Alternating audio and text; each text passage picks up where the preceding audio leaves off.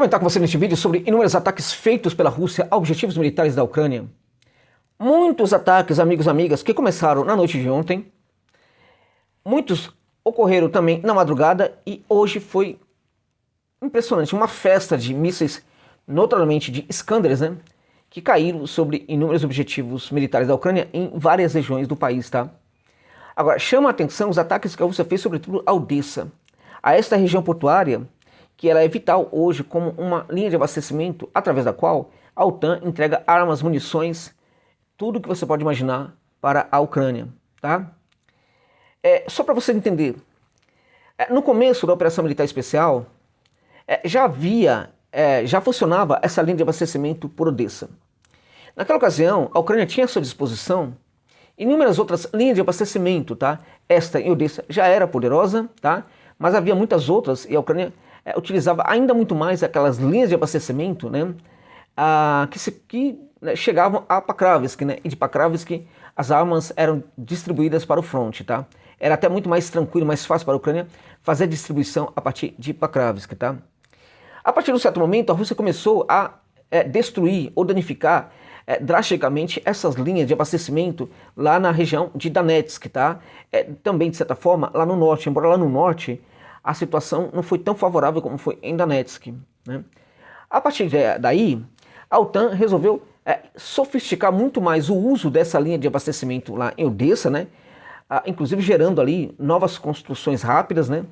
Para intensificar a entrega de armas para a Ucrânia. A partir deste momento, essa linha de abastecimento por Odessa passou a ser muito mais poderosa do que já era. E precisamente neste instante, a Rússia não percebeu, né, essa artimanha da OTAN, né? Não se deu conta de que este local, essa linha de abastecimento por Odessa, havia sido intensificada, né? A Rússia demorou para perceber isso. E a partir do momento em que o fez, que notou que a partir de Odessa a OTAN está a entregar muitas armas para a Ucrânia, a Rússia começou a atacar de maneira devastadora a essas instalações ali na região portuária de Odessa, tá? A OTAN também utiliza outros locais ali naquela região, mas a Rússia tem feito, sobretudo, esses ataques ali a Odessa, por entender que muito da distribuição que acontece também, até mesmo em Mykolaiv, muitas vezes tem uma etapa prévia que passa também por Odessa, né? Então a gente tem aqui dois objetivos da Rússia com esses mísseis que caem todo dia sobre essa região portuária. Um deles, evidentemente, danificar essa linha de abastecimento, e os ataques são inacreditáveis, beira realmente inacreditável. E o outro ponto interessante que precisamos aqui abordar, é o fato de que a Rússia está realmente com o objetivo, né, de eliminar, né, o uso do Mar Negro por parte da Ucrânia para a escoagem dos seus grãos, né? Isso é impressionante, o que vai levar, evidentemente, Kiev a uma crise econômica ainda maior. Então são esses dois objetivos pelos quais a Rússia tem feito esses ataques ali a Odessa. E Iskanders foram utilizados o tempo inteiro, no dia de hoje ali naquela região, né? Os moradores locais relataram que após os primeiros ataques, os projéteis começaram a detonar, né? O que levou a incêndio de tanques de petróleo, né? E também de oficinas equipadas ali naquela região portuária de Odessa, tá? Também ali em Odessa, né, como resultado dos ataques russos, foram destruídos um lote de veículos blindados turcos, tá? E um armazém de barcos marítimos não tripulados, né? Os drones, né? Drones marítimos, né? Que os militares ali da Ucrânia utilizam regularmente para tentar atacar alvos russos na Crimeia, né? Um outro sucesso muito relevante da Rússia neste caso foram os mísseis que destruíram um radar, né, e também plataforma de lançamentos no porto de Olivia, que fica na região de Mykolaiv, tá? E este porto é equipado com um graneleiro, tá? Mísseis russos atingiram justamente no momento em que os ucranianos estavam tentando colocá-la em serviço de combate. Portanto, gente, como a gente pode perceber, muitos e muitos alvos foram atingidos nessa região. Muitos outros também foram atingidos ali em Odessa, tá?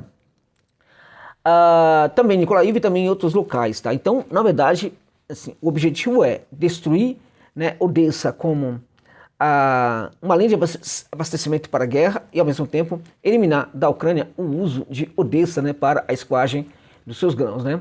Muito interessante, tá? Olha, gente, em Krasny Liman, naquela região de Krasny Liman, na verdade, na direção de Krasny Liman, e no raion ali de Kramatorsk, né, um pouco acima de Kramatorsk, entre Kramatorsk e Slavianka, né, entre Kramatorsk e a cidade de Kupiansk, que fica ali em Kharkov, né, tem a cidade de Terni. Terni é uma cidade importante, Terni, né, é um assentamento importante, não é grande, mas ele é vital ali para, enfim, a locomoção das armas, né. Ele fica no meio dessas cidades mais importantes, tá?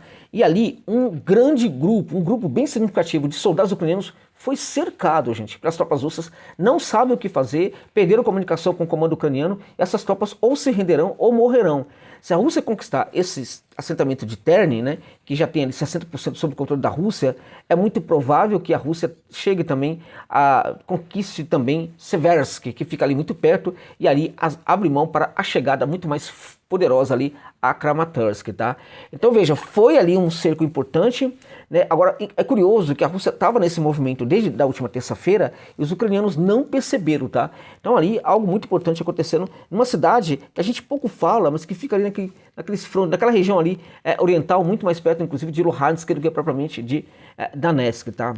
Bem, e olha uma informação que surgiu aí bem curiosa, é que as Forças Armadas da Ucrânia, tá, despejaram os corpos dos mortos, né, dos seus soldados mortos, no trato de Iazinovo, tá, que fica no distrito de Korenovo, né, na região de Kursk, tá. Então saíram para uma missão de assalto, ao retornarem não tiveram ali condição, por exemplo, né, a partir do bombardeio da artilharia russa, não tiveram condição de socorrer os seus soldados. Em vez disso, pegaram e jogaram todos ali no trato ali de Iazinovo, tá? Neste momento, né, o que se fala é que essa parte ali de Iazinovo está repleta de cadáveres de soldados ucranianos, tá, gente? Repleta de soldados ucranianos mortos, tá? Pouco se fala disso, mas a situação é muito complicada, tá? E as Forças Armadas da Rússia atacaram também uma localização muito importante de mercenários estrangeiros em Konotop, que fica na região de Sumy, tá?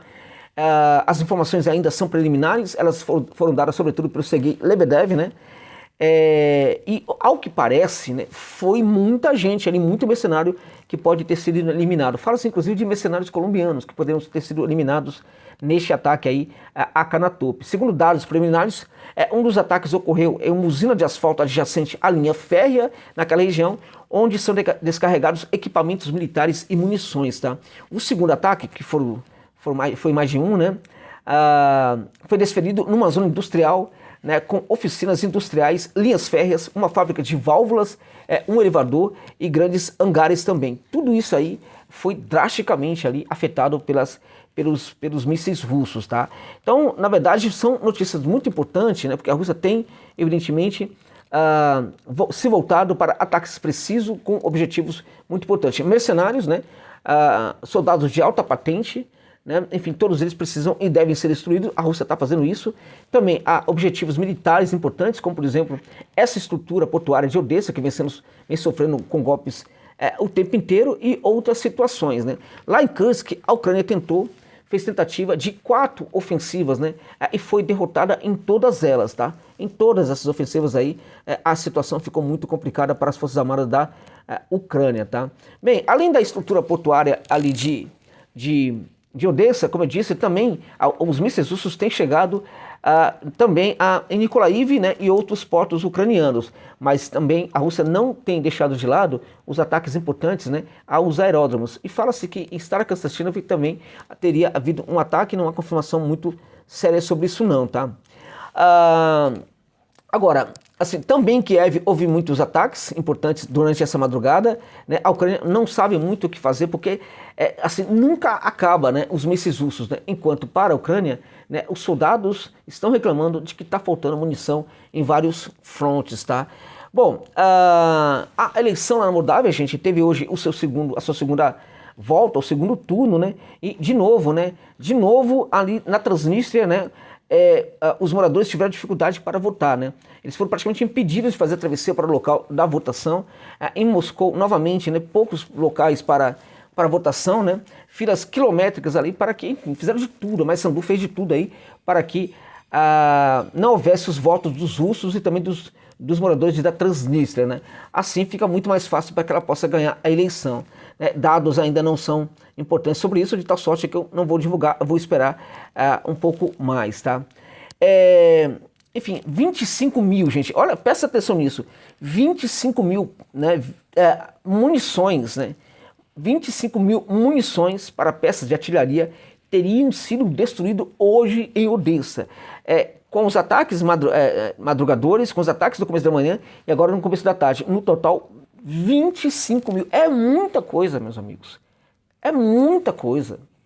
25 mil munições foram destruídas aí com os ataques russos, né, sobretudo ao armazém com dezenas de milhares ali de munições, né, que estavam localizadas ali naquela região do porto de Odessa. Então, foram ataques devastadores.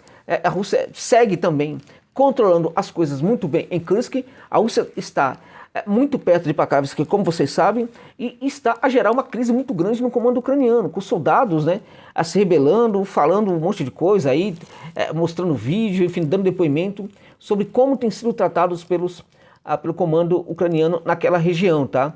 O Sirski é um dos mais odiados por parte dos soldados, né? O comandante Sirski, né, neste momento. Lá em Lviv, gente, tá? Membros do setor direito, que é um desses grupos ultranacionalistas ucranianos, né? Para não falar coisas mais complicadas aqui, né? Fizeram um ataque ali ao prefeito, né? Tentativa de assassinato do prefeito de Lviv, tá? Então, o clima na Ucrânia está muito tenso neste momento, tá? Com os militares questionando muito, cada vez mais o comando, né? E fala-se que as manifestações estão crescendo em várias localidades da Ucrânia. Sabe, uma notícia importante? Essas manifestações começam a acontecer também na chamada Ucrânia Ocidental, local em que há um grande apoio aos europeus, né? Local em que há uma rejeição ainda maior à Rússia, tá? Nesses locais também tem havido manifestações, e nesses locais há sinais também da construção da resistência pró-russa, tá, gente? Na Ucrânia Ocidental, tá? Então, tudo leva a crer que podemos ter aí algo muito sério acontecendo na Ucrânia se essa guerra não acabar. Estamos falando de por exemplo, de uma grande revolta social aí, né? Que possa, evidentemente, por que não, tirar o Palácio de Kiev do poder, tá? Há uma revolta muito grande também com os recrutadores, né, ao mesmo tempo que o Zelensky insiste que a Ucrânia tenha que recrutar 160 mil homens para uma ofensiva contra a Rússia, tá? Ao mesmo tempo, né, os russos têm falado que a Ucrânia segue a fazer tentativas de invasão por outras localidades além de Sumi, né? Ou seja, a Ucrânia está jogando tudo que pode, né? Da maneira que pode, né? Sem se importar, evidentemente, com os riscos e com a perda dos seus soldados, tá? Sobretudo soldados infantes, né? Aqueles que foram recrutados nas ruas e que não tiveram muito tempo para treinamento. Sobre essa questão do treinamento, começa a haver um debate muito sério lá na sociedade ucraniana, tá? Sobre os desaparecidos, né? Que desde o começo da Operação Militar Especial, estamos falando aí de milhares e milhares de soldados que seguem, né, com status de desaparecido, razão pela qual, né, o governo ucraniano não precisa indenizar as famílias, tá? Então os familiares dos desaparecidos estão indo à rua para reclamar, tá? Para protestar contra o Zelensky. Esse movimento de protesto tem ganhado apoio de muita gente que não tem, né, os seus filhos, os seus membros ali desaparecidos, tá? Então muitas manifestações, assim, que engloba inúmeros interesses, até diferentes, tá? Começam a acontecer na Ucrânia. Ou seja, as coisas ficam cada vez mais tranquilas aí, mais fáceis para a Rússia e cada vez mais complicadas para a Ucrânia.